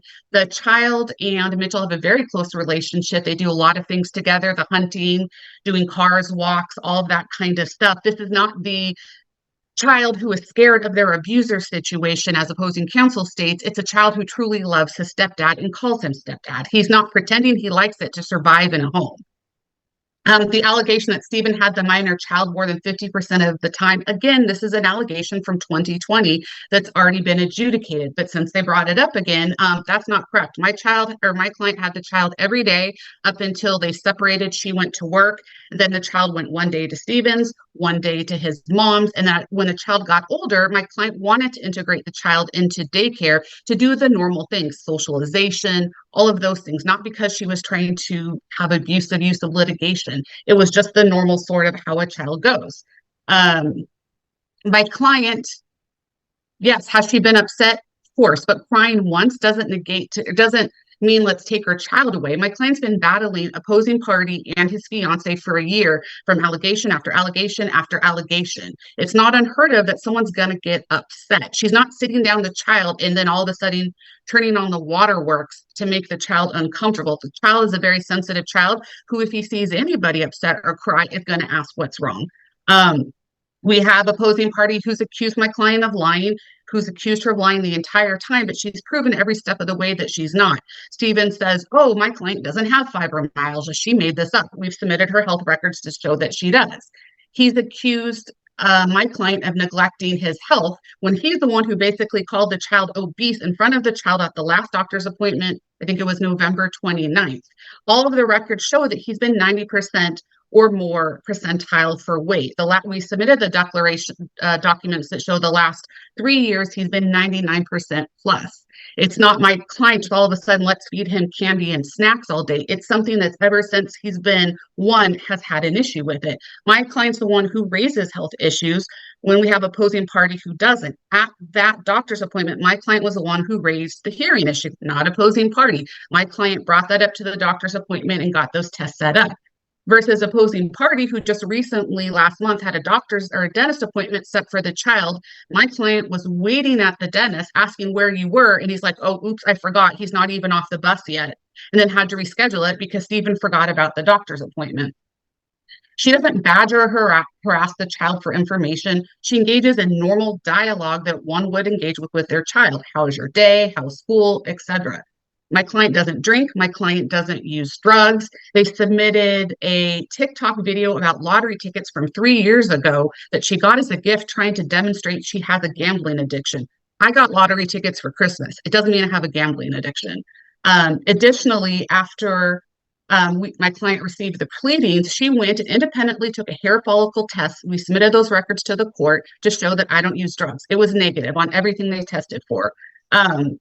Regarding like the reading, my client is an active, avid participation with the child.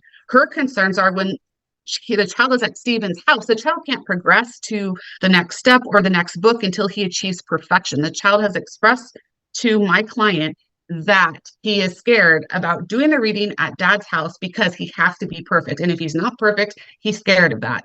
You know, my client has tried to address the reading issue, rebuffed by dad. My client tries to address school issues, rebuffed by dad. We've submitted those text messages. The majority of these issues stem from this protection order that is between Stephen's fiance and my client. And what dad's trying to do is make it appear like this is his protection order, that he's on the protection order. Brooke never asked for Stephen or Brody to be on the protection order, and Stephen and Brody are not on the protection order. Additionally, when they went to the modification hearing on May 31st, Judge Hayes indicated that a protection order should not have even been issued, as it significantly was going to impact my client's joint custody. My client obtained the audio from court for them. To state that things are now all of a sudden getting worse, which again is just blanket allegations. There's no dates, there's no times. So it's not like on this date she did this. So there's nothing showing that anything has happened since April 12th. It's just that, it's just stating it. One thing they're saying is my client is crazy and walks around the car at exchanges and she's not supposed to. But again, this protection order is not about Brody or Stephen, it's about Brooke. And she only has to stay in the car when Brooke's at a protection, or when Brooke's at the exchange. Brooke's been at one exchange. She's allowed to get out of her car at all the other exchanges.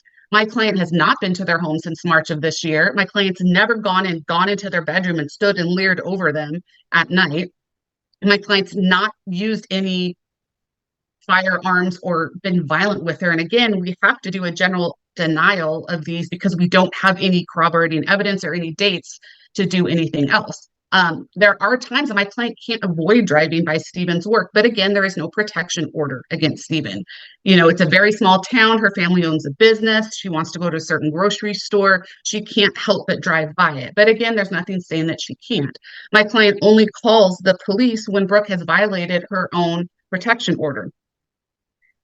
Regarding a few other allegations raised by Brooke, again, you look at the first two things that Brooks raises in her declaration. It's an allegation from 2019 and 2021. Again, issues that have already been addressed and decided upon prior to these orders being entered.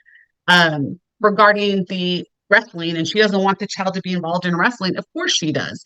This protection order has put a kink in how my client can bring the child for practice, go to practices and games. So there takes a little bit more. So she definitely wants the child involved, but it might involve having to amend a protection order. So my client's not violating this every other week for games and practices. The child's not behind in school. There is an email from the teacher saying that he's good. He's ahead in the class. Regarding child support, opposing party didn't provide sufficient information to determine if there should be modification. He's provided one pay stub that is a month old when RCW requires current pay stubs, more than one, in the last 2 years of tax returns, which he didn't do. They also didn't do a child support worksheet. They certainly could have done one based on minimum wage or whatever else they think that she makes. We did a financial summary. We took exactly what she makes, ran it through a year to date. Her average is $3,082. We did the same thing with opposing party, and we did his average of what his average is, and it's not $6,000 a month. His average gross is $94.53. I think actually Ms. Baldwin said that was net. And a side income, I have no idea where Ms. Baldwin gets $500, but we presented her pay for this year, and it shows for the travel that she made $373.92. That's $31.16 a month. So our request is that we deny the motion for adequate cause, leave the current parenting plan in place, deny the request for a G.A.L, but if the court does appoint one, and it, with all of these allegations back and forth, it makes sense. We ask that Stephen, based on his income, pay 100%. We also ask that the parties utilize our family wizard, deny the request to modify child support, their request for fees, and we're requesting a $3,000 contribution. Thank you. Rebuttal. Thank you. Well, first, when you look, the first allegation is essentially, hey, none of this happened in 2023. Ignore all of this. It's all been resolved. But when you look at the declaration of Brooke Adams, she states, there have been instances where I discovered Lacey in my bedroom, and my children and I have awakened to the unsettling sight of her watching us while we slept. This happened several times in 2023. So this idea that this is all old information, not accurate. The original filing for the modification was October of 2022. So that filing wouldn't have included any information from 2023 in that original filing. So again, we have instance after instance after instance that occurred in 2023 to the point where it required the entry of a protection order and then the increase and modification of that protection order. What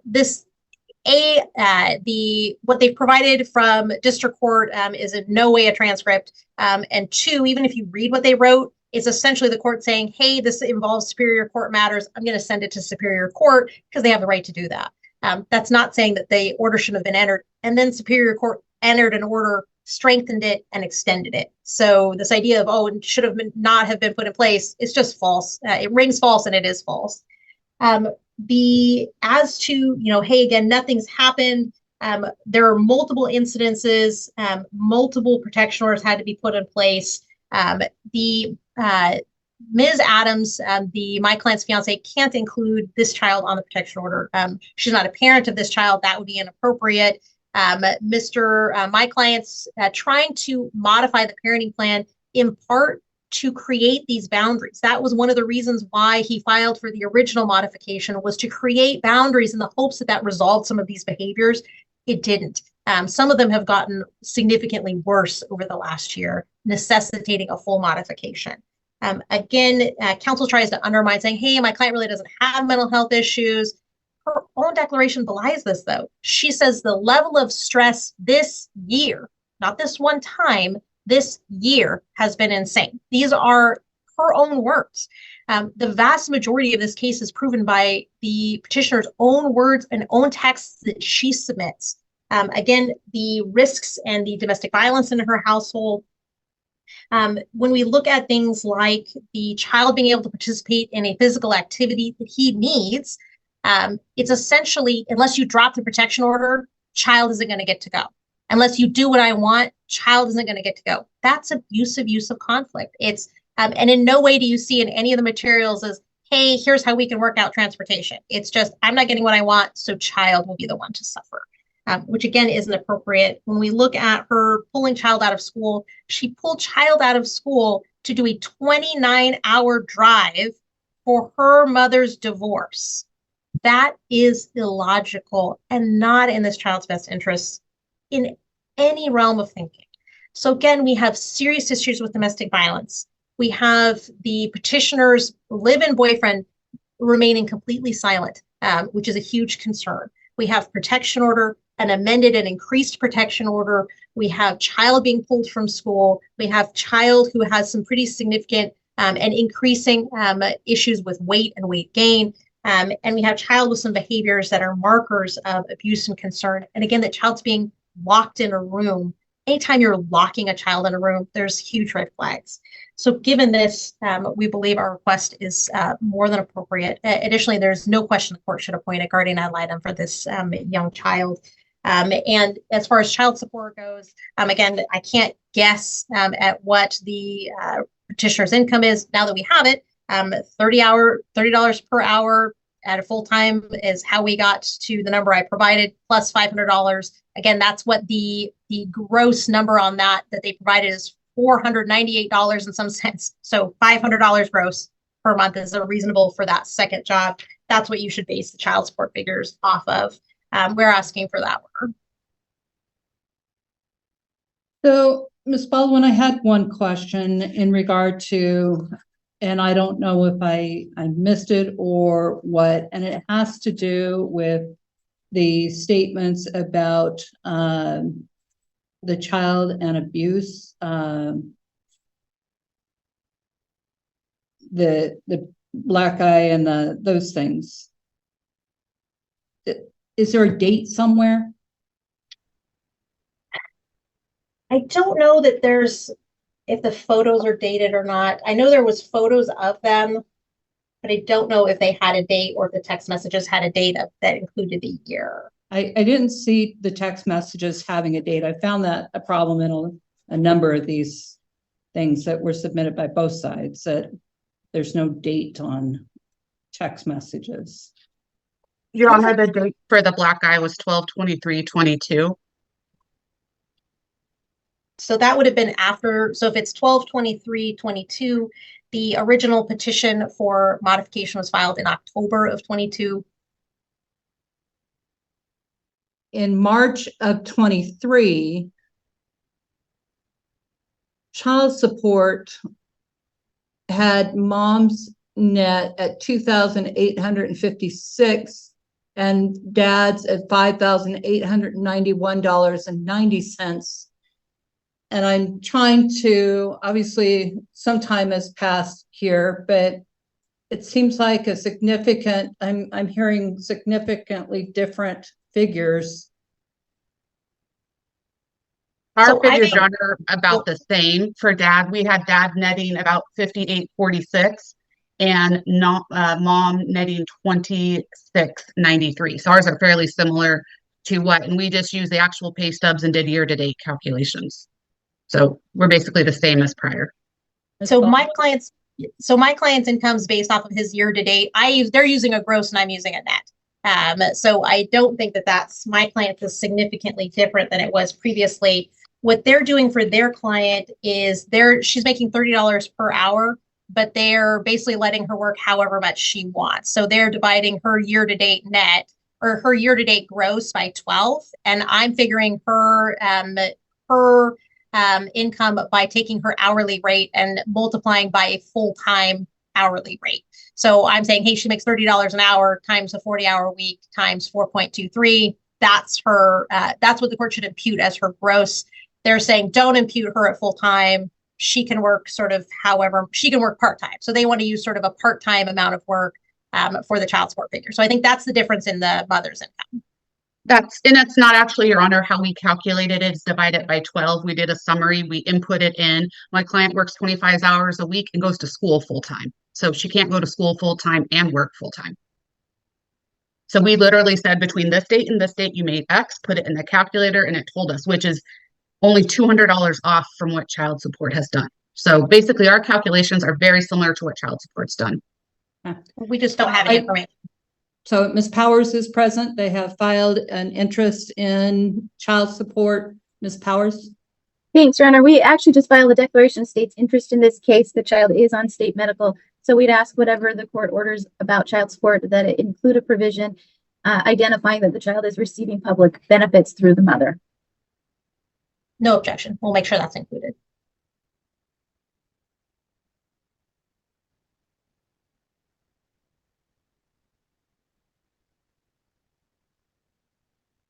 All right. So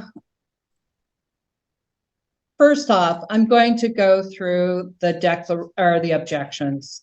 In regard to objections by the respondent, the declaration of Brenda Jackson, in consideration of that, I did not consider it. I couldn't figure out or see.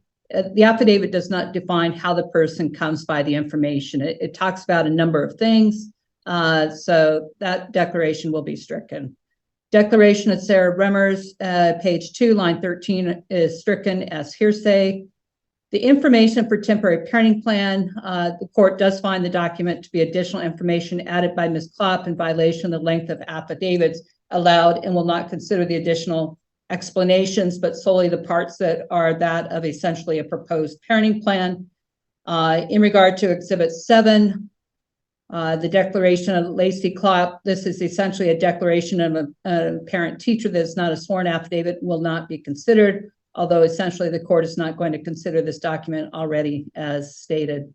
As to the objections by the petitioner, the affidavit of the respondent, it was 7 pages, but 7th page is the oath and signature. I've not counted that previously, will not count it here, so that affidavit stands. The affidavit of Brooke Adams is 6 pages. This does exceed the page limit, and I stopped reading at 4 pages, so the last 2 pages are not considered. The affidavit of the petitioner, this is 4 pages, so I'm not sure where there's an issue. Thus, the even further additional affidavit of the petitioner because of supposed length of respondents will not be allowed. And I don't know if I just twisted those.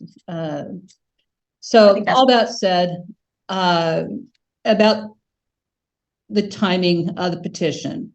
In looking at the modification of parenting plan or decree under 2609-260, except as otherwise provided in 4, 5, 6, 8, and 10 of this section, the court shall not modify a prior custody decree or a parenting plan unless it finds upon the basis of facts that have arisen since the prior decree or plan or that were unknown to the court at the time of the prior decree or plan, that a substantial change has occurred in the circumstances of the child or the non-moving party, and that the modification is in the best interest of the child and is necessary to serve the best interests of the child.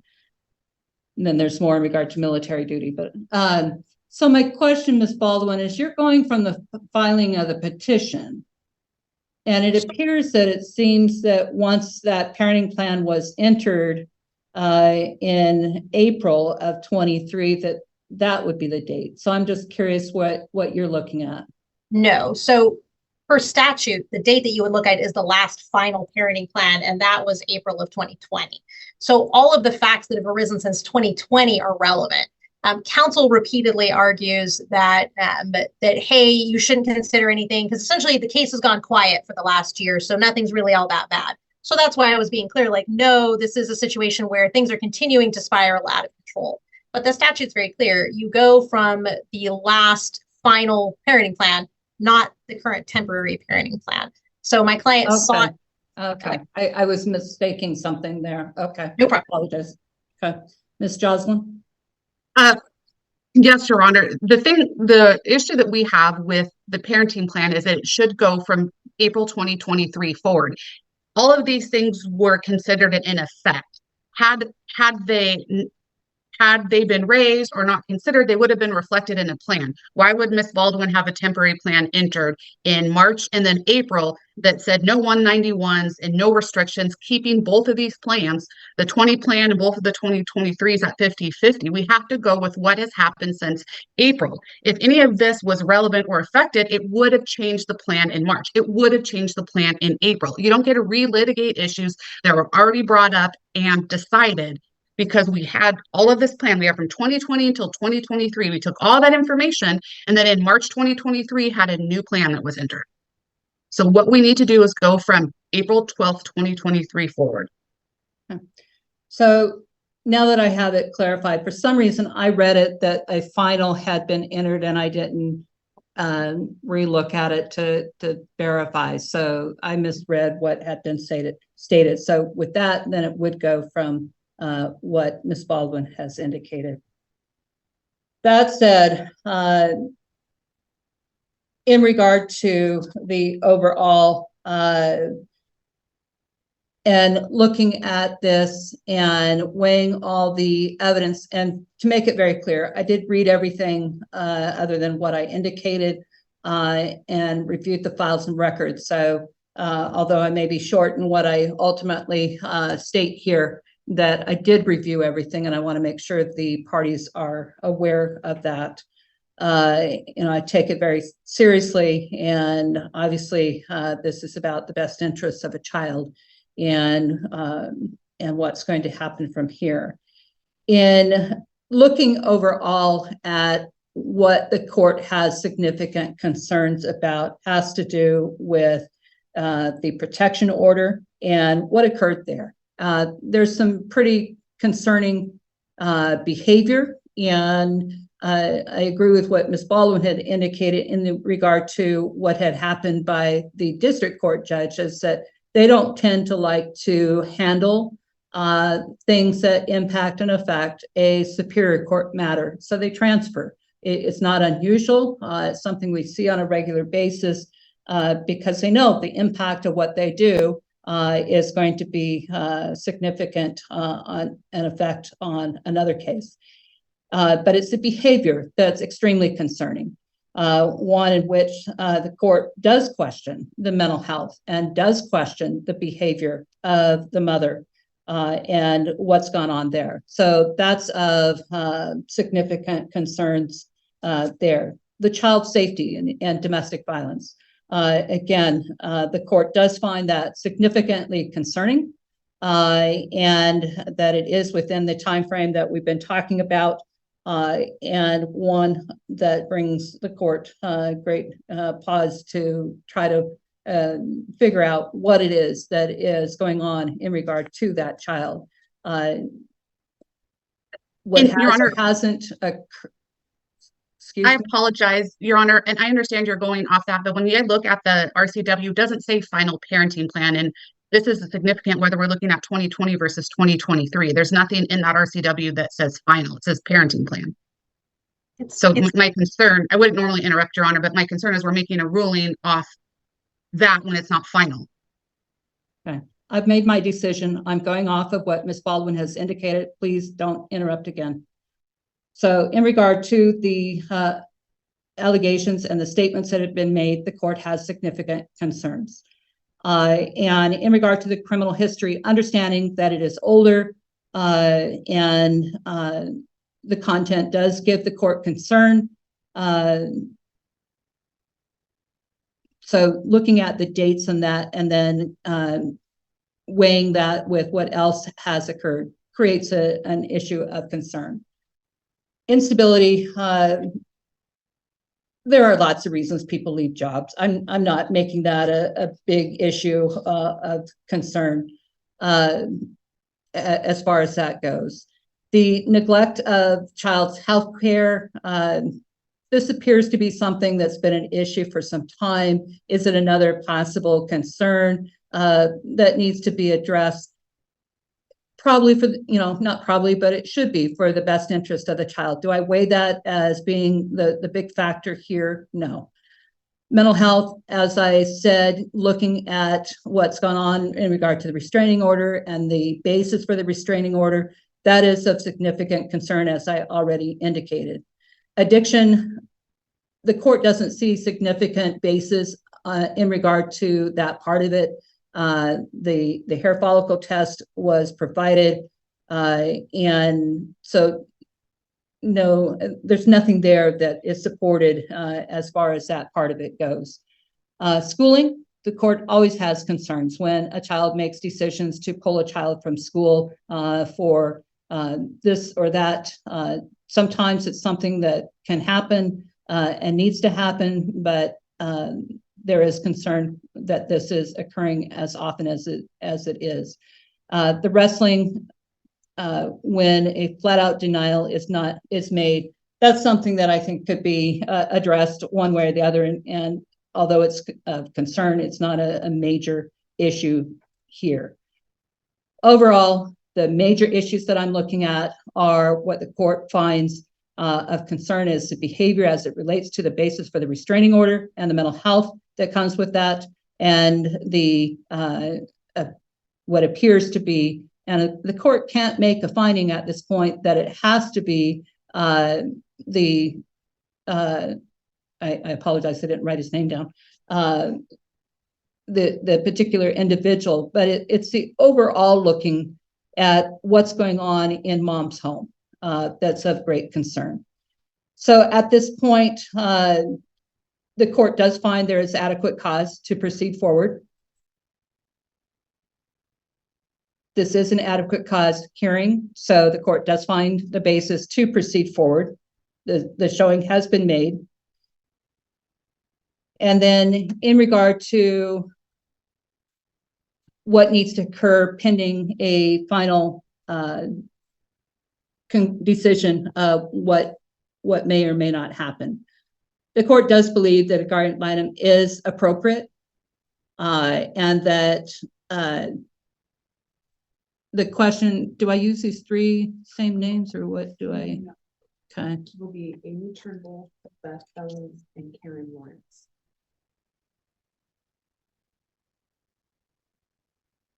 All right, so the three names are Amy Turnbull, Beth Fellows, and Karen Lawrence.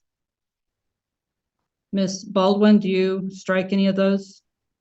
I'll strike Karen Lawrence. Okay. Ms. Jocelyn, do you strike any of those?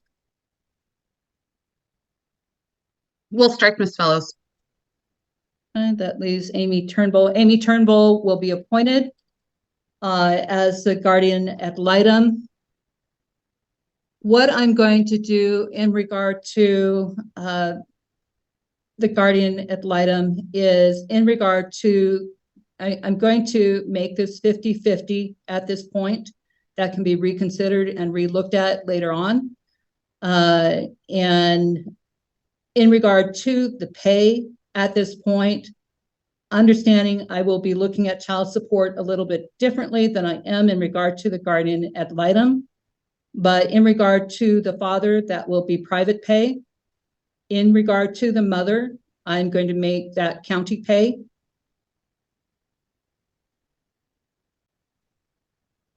Once she was determined to receive state benefits, I think that's only appropriate. Then the standard dates need to be included.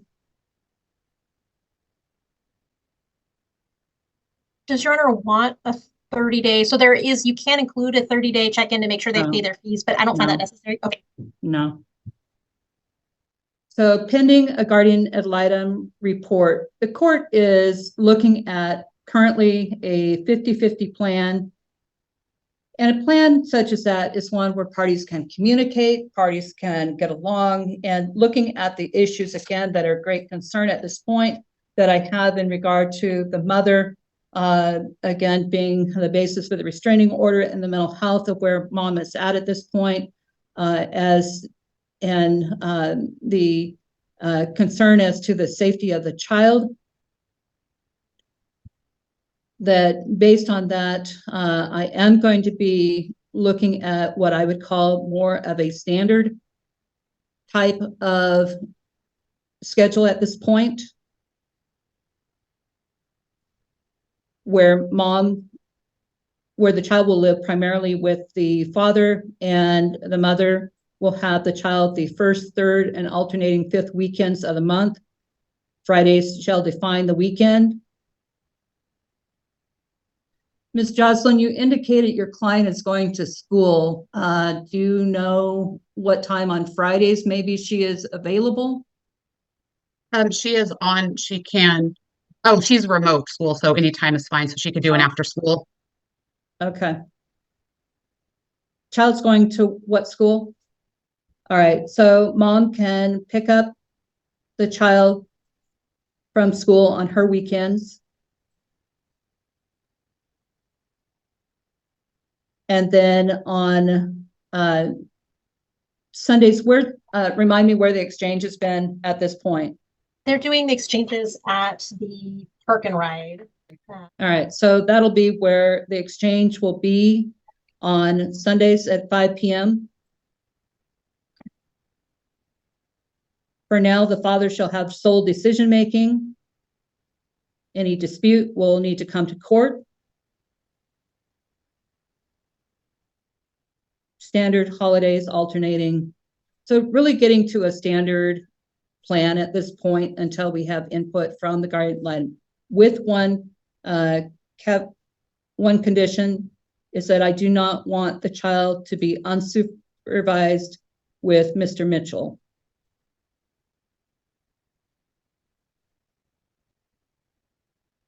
And again, although I don't have a major concern in regard to drugs, the mother shall not consume non-prescribed drugs. I don't think that's an issue. Is there anything else in regard to the parenting plan that you need to know? I don't think so. Right. In regard to child support, I'm not going to deviate a whole lot from what was just ordered as the figures for the parents' incomes. Do I think maybe it could change? Possibly, yes. But at this time for temporary child support, it'll be refigured, but using the figures that I talked about of $2,856 for mom and $5,891 for dad. Very good. And then the court will just have us keep everything else, essentially from that last support order in place, like tax return. Claiming the child, just maintain what's there. Maintain what's there. That answers all my questions. Presentation in 2 weeks. That's fine. Jocelyn, any questions? Anything else? Yes. No, Your Honor, the only thing we had asked for is the parties to utilize our family wizard. No objection. Yeah, I would just ask each party pays their own fee, so it's kind of fair. Okay, anything else? Nope, I think that puts our presentation on the 16th. Okay. Right, very good. All right. That concludes this matter. Thank you, Your Honor.